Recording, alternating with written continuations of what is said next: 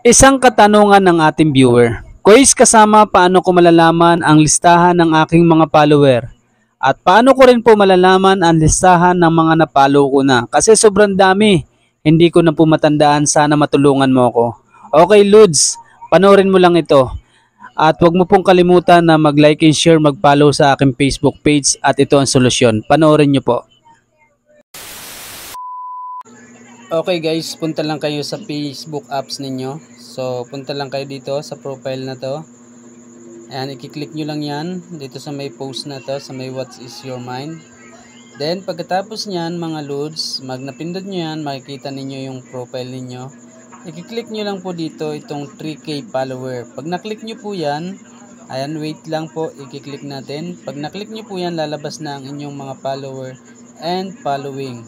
So, ayan, na-click na po natin. Ito na yung ating follower. So, ayan, shoutout sa lahat ng ating mga followers. Salamat. At syempre, gusto nating malaman yung ating mga following. Ayan, sila po yung ating mga napalo na. Ayan, o. Nakikita nyo dyan, Lods. Shoutout sa lahat ng ating mga napalo. At mag-update pa po tayo. At ayan, ganun lang po kasimple para malaman nyo kung ilan po yung inyong follower at ilan ang inyong following. So, ganun lang. That's it for today's video. Maraming salamat sa inyong lahat.